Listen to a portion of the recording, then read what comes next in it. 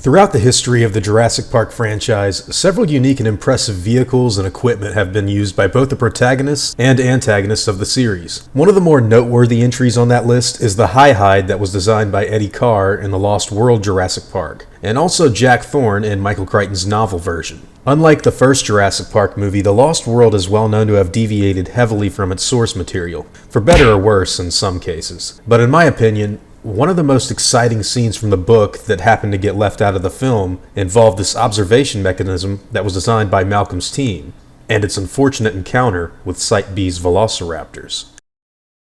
Eddie Carr was leaning out of the tower that was propping him up several feet into the air, and just below him, a raptor had begun to jump in a wild attempt at killing the High Hide's occupants. This raptor soon drew the attention of others, and before they knew it, several dinosaurs surrounded their tower, and every one of them were leaping into the air in a vicious repetition with no sign of slowing down. Eddie took note of how impressive these animals were. They were astonishing jumpers, rising 8 feet straight up, attempting to bite the bottom of the platform, only to fall back down with a terrible thud. But this impact never seemed to faze the raptors, and what was even more unnerving was that the creatures were in the process of solving their problem.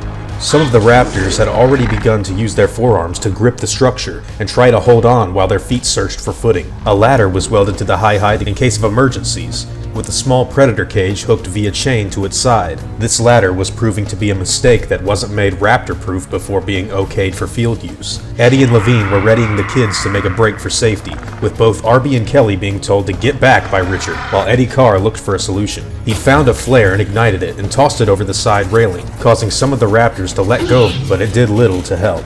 The flare now cast red shadows of these terrible beasts onto the wet ground, and Eddie began searching for another solution. Pulling up an aluminum bar from the floor, Eddie leaned over the side of the structure in an attempt to swat at the raptors in case they got too close. But to Eddie's surprise, one of them had already climbed up high enough to dart for the man's neck. This made Eddie shout and pull his body back and away from the side, with the creature's jaws narrowly missing his throat.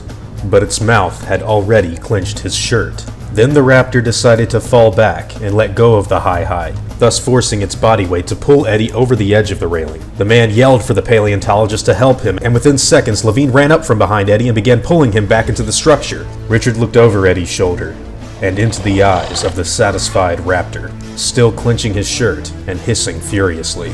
Eddie began to pound on the raptor's snout with the aluminum bar, but he took every blow like a fighting veteran, and only let go once Eddie decided to shove the end of the bar into its eye, causing it to drop down to the earth with its fellow pack members. After both men had fallen back into the structure, they both got back on their feet, only to realize that the other raptors were now making their way up and into the tower itself. Eddie screamed for the children to get onto the roof and began swatting at these dinosaurs that were closing in on their proximity. Kelly urged Arby to join her in making it on top of the High Hide, but the boy was frozen with fear. Levine rushed over to Arby, desperately trying to lift him out of harm's way, while Eddie did combat with the raptors. Swinging at the prehistoric beast with bar in hand, Eddie unfortunately felt the jaws of a raptor grab hold of the aluminum bar and jerk its head back hard, pulling Eddie completely out of the High Hide and causing him to scream while he tumbled to the ground. And then all of the animals fell back to the earth once the man was yanked from his sanctuary. Levine was becoming terrified, but was still trying to lift Arby up and onto the roof where Kelly had already climbed. Kelly was telling the boy that he could do it in an attempt to encourage Arby that he would be okay, and Arby started to grip the roof and pull himself up,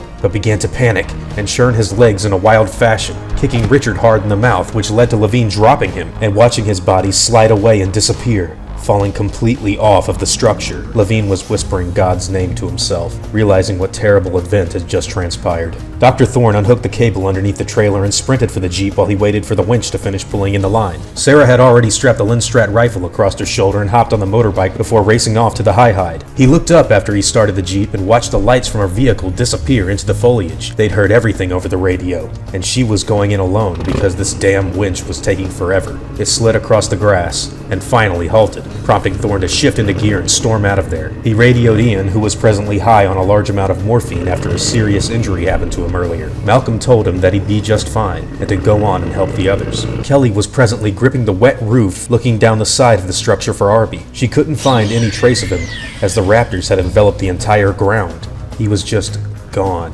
Sarah and Thorne raced up the trails of Isla Sorna, making their way along the damp floor of the jungle, desperately trying to get there in time to save Kelly and Levine, the latter of which was presently overcome with intense fear and guilt. The boy didn't stand a chance. He could hear nothing but the snarling of raptors and crunching of human bones.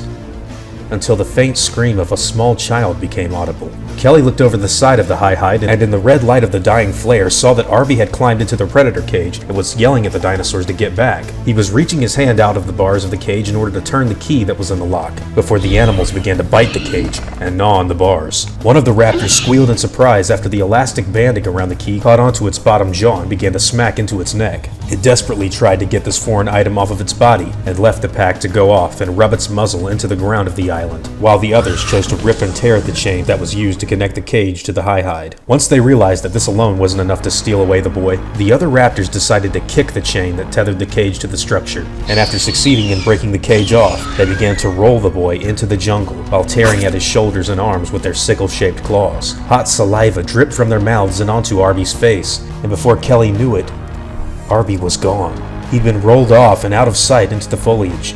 Kelly watched the last raptor still rubbing its face into the ground, trying to get the elastic from the key away from its jaws, before she heard the engines of a motorbike and a jeep race up along the trail. Thorne got to the High Hide first and saw this raptor still fumbling about the ground. He mashed his foot on the gas and tried to run over the damn thing, before forcing it to run out and away from the area and into the jungle. Kelly climbed down from the roof and saw Levine jumping into the car. "Wait!" she screamed, trying to get their attention, but the adults told her to stay put and wait for Sarah. Levine told Thorne that they just took Arby into the jungle and that they couldn't lose them, and in a flash, the jeep was gone. Sarah pulled up to the High Hide soon after, to a hysterical Kelly who was screaming for someone to listen. She told Sarah that even though they were on the chase for Arby, that it would be useless without the key that was attached to the raptor that had just run off and into the jungle. Sarah told Kelly to hop on and asked if she could shoot. Kelly, surprised at such a question, immediately asserted that she couldn't, before Sarah asked her if she knew how to drive a bike. Kelly answered no again, which prompted Sarah to say that she's going to shoot. And after giving her a quick crash course in handling a weapon, the pair of them race off after the raptor, while Thorne and Levine continue their mission to rescue Arby. All of this happens while Malcolm is still drugged from the morphine, dreamily staying alone and away from the drama, unaware of any of this taking place. The Lost World contains a number of exciting scenes that Crichton admits to writing around Spielberg's skill set, after he knew that a second movie would inevitably be made. And while this particular event didn't make it into Jurassic Park's first sequel, I really think it deserves an adaptation of some sort in the near future. Truth be told, there are several sections of both books that I think could make an incredibly awesome new entry into the film series if they ever plan on doing them. Colin Trevorrow has stated that a lot of the dialogue given to Jeff Goldblum's Ian Malcolm in Jurassic World Fallen Kingdom came straight from Crichton's pen to the film itself, which makes me extremely excited. After waiting through the long 14-year hiatus for a Jurassic sequel, I'm incredibly eager to see scenes like the one I described in this video, and several others that have yet to be adapted to the big screen. The gigantic amount of potential this series holds has always been underestimated with every single release it's gotten, and time after time, this series seems to come back and make a huge sweep of award nominations and rake in a grand amount of cash. In my opinion, this scene could totally be listed as one of the most memorable moments of the series, and could probably help snag another award to pin on the series' chest. I hope you all enjoyed the music in this video. Blockade, a cover from the Jurassic Park Part 2 Chaos Continues SNES game by a YouTube user called DonutDrums. This was a really awesome track that I enjoyed a lot, along with Dark Jungle that he's got on his channel. And I feel like you should totally go over to his channel and check out more stuff. He said I could use this in videos whenever I want, and I really enjoyed it. So thanks again, man, for making such an awesome track. Now, I want to thank you all for taking the time to watch this video, and hope that you all enjoyed today's content. If you feel like I deserve it, I'd appreciate the like and hope you'll consider subscribing if you're interested in hearing from me again. I'll see you all in the next video, guys. And as always, take it easy.